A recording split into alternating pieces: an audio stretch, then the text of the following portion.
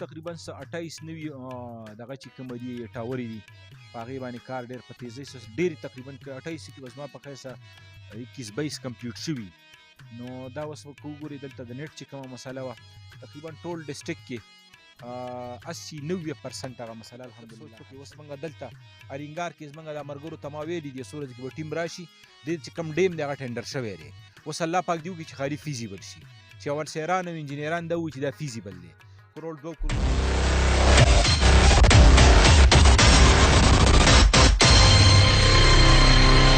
الرحمن الرحیم.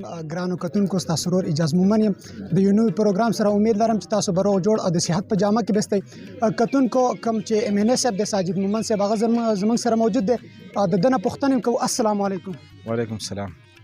ساجد مومن صاحب دلته کې زمونږ د کوم مشران چې دي هغه مطالبه لري دلته کې 2 کیلومتر کوم روډ دی د کانډو د باجوړ نه راغلی دی ته الینګار ته. نو دغه زمونږ مشران دغه پوښتنه کوي چې تاسو ام ان اس ته دا مخې ته کېدوئ دغه روډ په باره کې. بل دلته کې چې کوم دی هسپتال دی دې کې ډاکټر نشته د هغې دوایانې نشته دی. څه به راسه ویل غواړئ دې په هکله؟ ډېر قدرمن شي لاول خو ستاسو د چینل د ملګرو ډېره زیاته شکریه ستاسو د ټیم. دا روډ چې کومه دی دې باندې زموږ چې کوم دلته ټیم دی فضل رحمان زموږ څومره ملګري دي بار بار دې باندې خبرې شوي دي. دا زموږ تاسو به پته وي د فنډونو خپل چې کوم دي دغه دي لکه اوس ایس ډي جي فنډ دی پی ایچ ډي پي فنډ دی دا پی ایچ ډي پي کې موږ اچولی دی. پی ایچ ډي پي دا زموږ فیډرل فنډ دي چونکې تاسو ته به پته وي د 15 میاشتې وشي زموږ ریزاین راغلی دا ما تقریبا سر ټول ډسټرکټ نه د 86 کروڑ روپو موږ پراجیکټس جوړ کړي د دې پی سی 1 هم جوړ شوي او دغه ټول څیزونه ډسټرب شروع. زه امید لرم انشاءالله زموږ دغه سیستم چې واپس زموږ څنګه دغه شي دغه فنډ ریلیز شي نو انشاءالله دا کار به هغې کې وشي.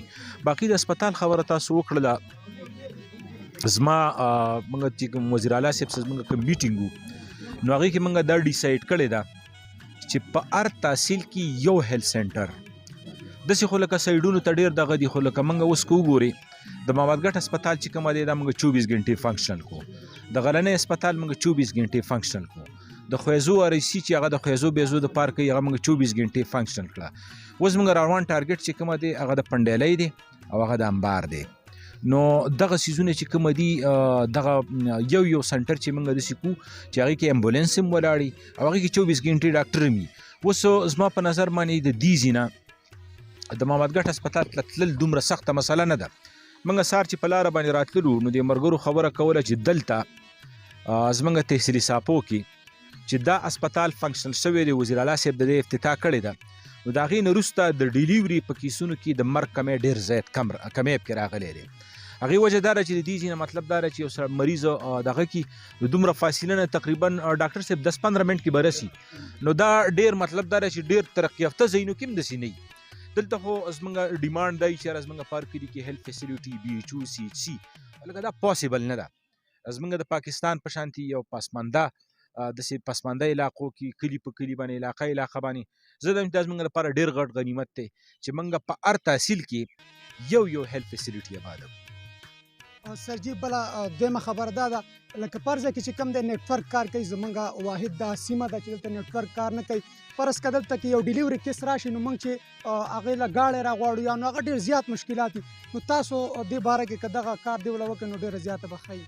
ولې به نه کوو دا خو زموږ قوم دی او بل لارې چې د نیټورک خو تاسو ته به پته وي چې یوازې د دې ځای نه لکه د ټول ډسټرکټ مزله وه.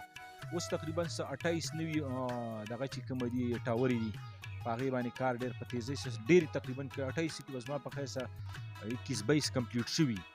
نو دا اوس که وګورئ دلته د نیټ چې کومه مسله وه تقریبا ټول ډسټرکټ کې 80-90% هغه مسله الحمدلله حل شوې ده.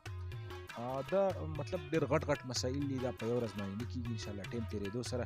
زه صرف تاسو ته دا وایم چې د تحریک انصاف کم از کم تاسو د 71 سال ته وګورئ بیا د تحریک انصاف د 4 کالو ته وګورئ انشاءالله تاسو ته به یو واضحه بدلون ښکاري. نور خو ښکاره خبره ده چې دا څیزونه چې کومه دي سډن چینج نشي راتللی. سډن چینج مطلب دا چې یاره موږ سترګې پټې کړو چې سترګې واپس وغړو بس هر څه بدلي نو داسې نه کېږي. انشاءالله په مزه باندې به کېږي. دا علاقه به د ترقۍ په لاره باندې په شریکه باندې روانو د خیره سره. تاسو دې ځای کې مطلب سوچ وکړئ اوس موږ دلته الینګار کې زموږ د ملګرو ته ما ویلي دي څو ورځې کې به ټیم راشي دې چې کوم ډیم دی هغه ټینډر شوی دی.